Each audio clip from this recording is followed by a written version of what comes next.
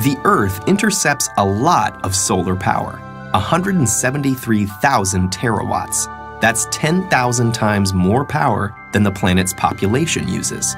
So is it possible that one day the world could be completely reliant on solar energy? To answer that question, we first need to examine how solar panels convert solar energy to electrical energy. Solar panels are made up of smaller units called solar cells. The most common solar cells are made from silicon, a semiconductor that is the second most abundant element on Earth. In a solar cell, crystalline silicon is sandwiched between conductive layers.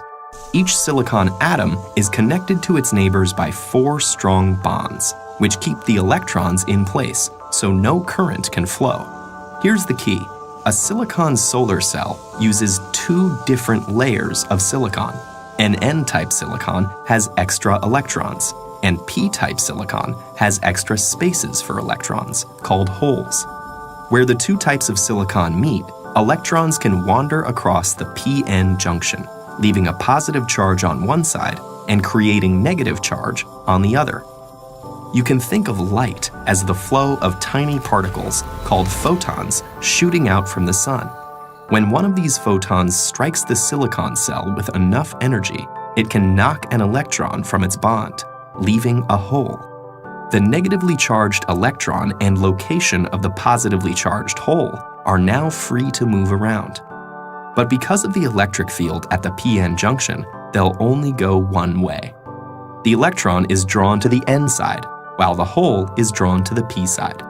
The mobile electrons are collected by thin metal fingers at the top of the cell. From there, they flow through an external circuit, doing electrical work like powering a light bulb, before returning through the conductive aluminum sheet on the back. Each silicon cell only puts out half a volt, but you can string them together in modules to get more power. 12 photovoltaic cells are enough to charge a cell phone, while it takes many modules to power an entire house. Electrons are the only moving parts in a solar cell, and they all go back where they came from. There's nothing to get worn out or used up, so solar cells can last for decades. So what's stopping us from being completely reliant on solar power? There are political factors at play, not to mention businesses that lobby to maintain the status quo.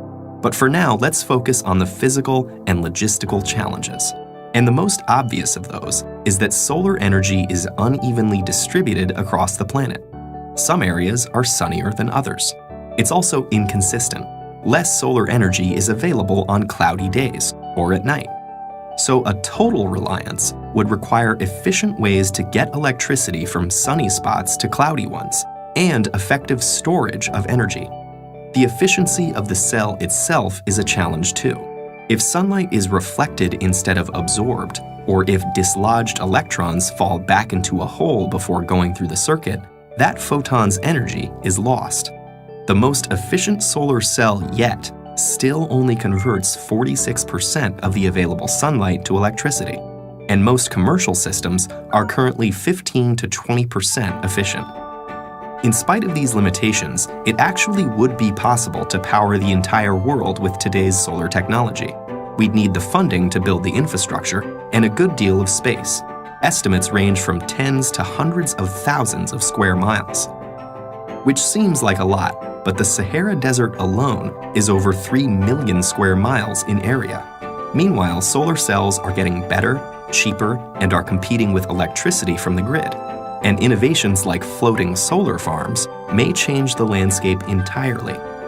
Thought experiments aside, there's the fact that over 1 billion people don't have access to a reliable electric grid, especially in developing countries, many of which are sunny. So in places like that, solar energy is already much cheaper and safer than available alternatives like kerosene. For, say, Finland or Seattle, though, effective solar energy may still be a little way off.